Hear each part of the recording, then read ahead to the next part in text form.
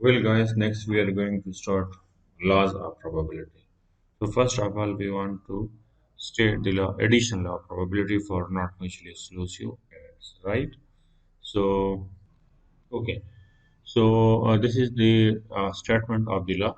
If A and B are two not mutually exclusive events, it means that A and B have some common points. Then the probability that at least is the indicator of the addition law probability, right? At least one of them occur mean either A occur or B occur or both of them occur. Is given by the sum of their separate probability minus probability of the common points. ठीक है ना। तो अगर आपने इसको mathematically लिखना है तो मैथमेटिकली आप इसको यूँ लिख सकते हैं कि अगर आपके पास ए और बी दो ऐसे इवेंट्स हैं जिसमें कुछ कॉमन पॉइंट्स मौजूद है तो the probability at least one of them अगर मतलब ए अगर हो या बी अगर हो या दोनों का कॉमन पॉइंट अगर हो तो is given by the sum of their separate one. तो प्रोबेबिलिटी मैथमेटिकली में इसको यूँ लिख देंगे probability that at least one of them occur यानी at least A occur or B occur or both of them occur. This is equal to the sum of their separate probability of A plus probability of B. This is the sum of their separate probability. Less mean minus probability of the common points and the probability of the A intersection B. Intersection भी इसलिए important है क्योंकि not mutually exclusive events है इसमें already common points हमारे पास मौजूद है। ठीक है। तो इसको हम प्रूव भी कर सकते हैं। प्रूफ किस तरह प्रूव कर सकते हैं देखते हैं। अगर फॉर एग्जांपल हमारे पास let a dice is thrown right और इसमें हमारे पास कुछ इवेंट्स हैं। एक इवेंट हमारे पास है ए विच इज सबसे पहले तो सैंपल स्पेस बनाए which is equal to 1 2 3 4 5 and 6। ठीक है। इसमें ए इवेंट हमारे पास फॉर एग्जांपल है कि 2 3 4 और बी इवेंट हमारे पास है which is equal to 1 2 1 3 5 right. तो देखिए ये दोनों mutually not mutually exclusive events हैं क्योंकि इसमें ए यूनियन बी हमारे पास है ए यूनियन बी हमारे पास सॉरी ए इंटरसेक्शन बी हमारे पास है A intersection B is equal to 3। ठीक है। और इसके अलावा ए इंटरसेक्शन बी कॉम्प्लीमेंट यानी जो ए में है और बी में नहीं है तो हमारे पास है जो ए में है और बी में नहीं है तो ए में 2 और 4 है और ये बी में नहीं है तो इज इक्वल टू 2 एंड 4 और बी इंटरसेक्शन ए कॉम्प्लीमेंट ऐसे इवेंट्स भी हैं जो कि हमारे पास बी में है और ए में नहीं है। तो बी में हमारे पास क्या है 1 और 5 है जो कि बी में हमारे पास नहीं है तो 1 एंड 5 ये ए में हमारे पास नहीं है। ठीक है। तो आप देख लें इसमें हमारे पास है number of outcomes in S is equal to this implies number of outcome in S is equal to 6. This implies number of outcomes in A this is equal to 3. Number of outcomes in B this is equal to 3 as well and number of outcomes in A intersection B this is equal to 1. Number of outcomes in A intersection B complement this is equal to 2 and number of outcomes in B intersection A complement this is also equal to 2। अगर अब इसके लिए Venn diagram बनाएं तो इस सारे events के लिए हम एक वेन डायग्राम बना सकते हैं। वेन डायग्राम हम किस तरह बना सकते हैं देख लें। Suppose this is the entire sample space which contains 6 outcomes, right? So this is the entire sample space S. अब देख लें इसमें हमारे पास ये सारे आउटकम्स हैं ये वही आउटकम्स हैं जो सैंपल एक्सपेरिमेंट ने हमारे पास रैंडम एक्सपेरिमेंट ने हमारे पास प्रोड्यूस की है। ये वही 6 आउटकम्स है। वैसे तो ये मैंने ज़्यादा डॉट्स लगाए, लेकिन एज्यूम कर कि ये वही 6 डॉट्स हैं। इसके अंदर दो इवेंट्स ऐसे हैं जो कि हमारे पास जिसमें कॉमन पॉइंट्स है। एक इवेंट हमारे पास है ये, दूसरा इवेंट हमारे पास है ये इवेंट ए है, this event A, this event B. This is the portion, this is equal to A intersection B, जो कि कॉमन पॉइंट हमारे पास है A intersection B. This part, ये हमारे पास ए इंटरसेक्शन बी है। दिस पार्ट, ये बी इंटरसेक्शन ए कॉम्प्लीमेंट, यानी बी का है और ए का नहीं है। This part, this A intersection B complement, ये ए का है। Intersection stand for and, and और, ए का है और बी का नहीं है, ये हिस्सा शेडेड एरिया के अलावा, ये जो आपको चांद सा नजर आ रहा है ना ये, और ये हिस्सा ये अनशेडेड एरिया बी का, ये बी का है और ए का नहीं है। और ये कॉमन पॉइंट है शेडेड एरिया, ये ए और बी दोनों का है। ठीक है। अच्छा, अगर हम ए यूनियन बी लिखते हैं तो ए यूनियन बी हमारे पास किस तरह होता है? ए यूनियन बी में हमारे पास ए और बी के सारे आउटकम्स लिखें, लेकिन इसमें रिपीटेशन ना हो, इसमें रिपीटेशन ना हो। फॉर एग्जांपल 1 ए और बी दोनों के अंदर है, 1 है, 2 है, 3 है, 4 है, 5 भी है। तो ये हमारे पास क्या है? A intersection B. तो आप देख लें, इसमें कोई रिपीटेशन हमारे पास नहीं है। ठीक है।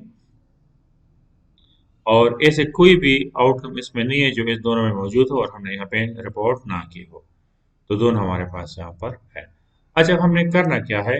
अब हमने करना ये है कि even A union B can be written as A union B can be written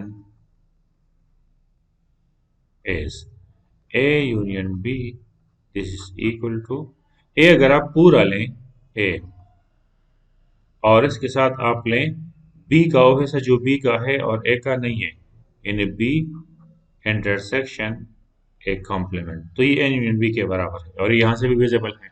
अगर ए हम पूरा लें 3, 4 और 2, 3, 4 और बी का वो हिस्सा ले जो बी का है और ए का नहीं है, ठीक है ना, जो बी का है और ए का नहीं है, तो है 1/5।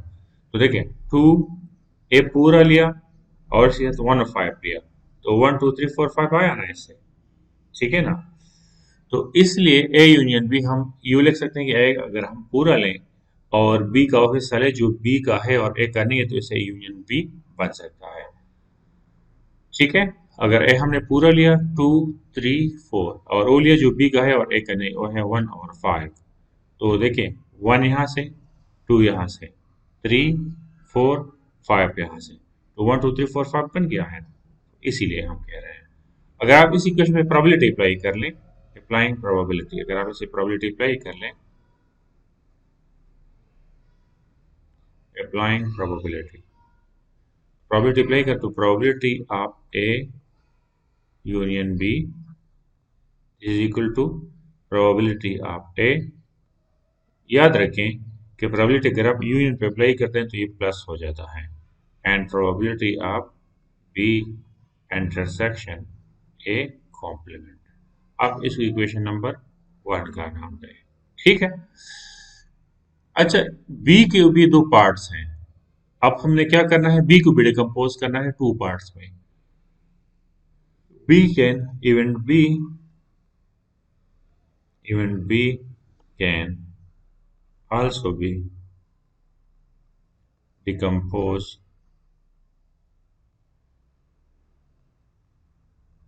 as, किस तरह? देखें, अगर हम b इज इक्वल टू एक साइड पे ओ हिस्सा ले जो उसका बी के साथ ए के साथ कॉमन है, यानी ए इंटरसेक्शन बी ले, ए इंटरसेक्शन बी ले और उसको जोड़ लें किस चीज के साथ? ओ जो बी का है और ए का नहीं है, यानी बी का है और ए का नहीं है, तो ये हमारे पास क्या बन गया है? ये भी बी के बराबर है। आप देखें ना, अगर आप यहाँ देख लें, बी अगर हम पूरा लें 135 और वो हिस्सा ले जो बी का है और ए का नहीं है, जो बी का है और ए का नहीं है, तो ये हमारे पास बी बन जाता है।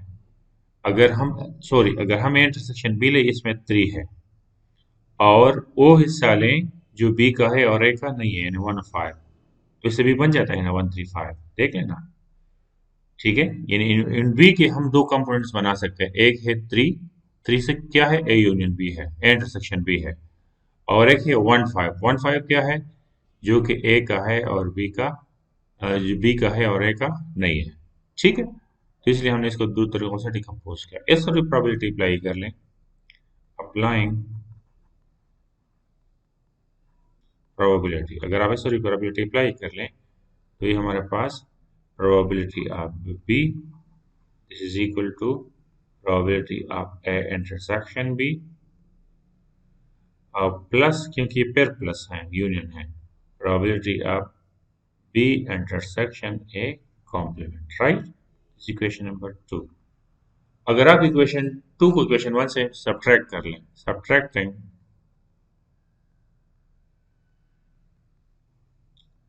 equation 1 equation 2 from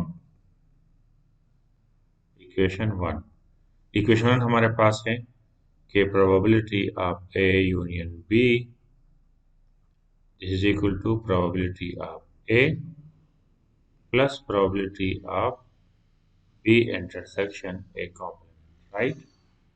ये हमारे पास इक्वेशन है। इक्वेशन 2 हमारे पास है probability of B is equal to probability of A intersection B और plus probability of B intersection A complement, right. Equation number 2।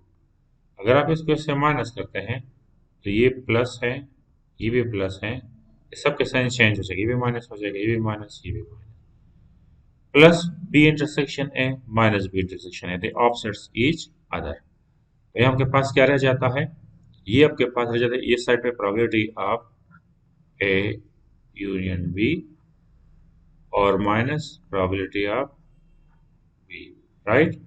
और इस साइड पे आपके पास प्रोबेबिलिटी ऑफ ए ऊपर रह जाता है, प्रोबेबिलिटी ऑफ ए और minus probability of A intersection B. अगर माइनस बी को आप उसी साइड पे ले जाएं, तो इसी साइड पे आपके पास रह जाता है probability of A union B. ये साइड पे ऑलरेडी हमारे पास प्रोबेबिलिटी ऑफ ए है, माइनस प्रोबेबिलिटी ऑफ बी को इसी साइड पे लें तो ये प्लस हो जाएगा probability of B and minus probability of A intersection B. तो ये हमारे पास प्रूफ ऑफ द थ्योरम है। अगर आपके पास दो ऐसे इवेंट्स हैं जिसमें कॉमन पॉइंट्स मौजूद हैं, then the probability that at least one of them occur is equal to the sum of their separate probability minus probability of the common event या the common points, right, या the joint event। तो ये हमारे पास है proof. अब इसमें एक नोट लिखें, नोट ये है कि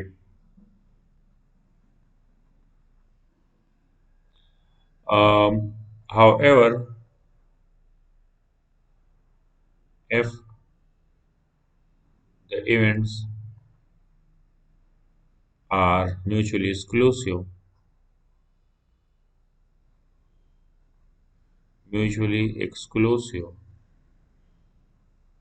मतलब they don't have any common point, then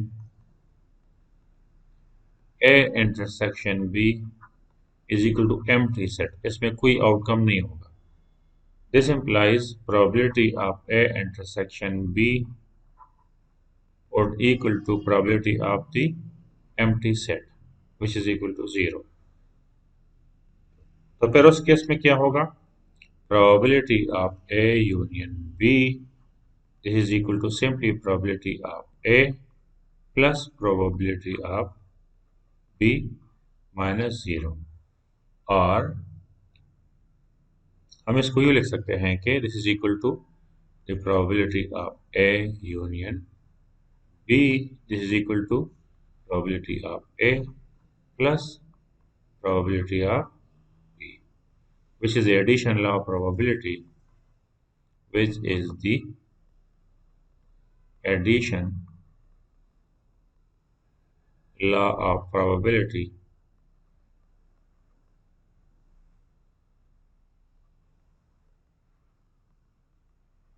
for mutually exclusive events, right? So this is all about the addition of probability for mutually exclusive events and for not mutually exclusive events. ठीक है, इसके बाद हम इस पे example करेंगे next video में इंशाल्लाह।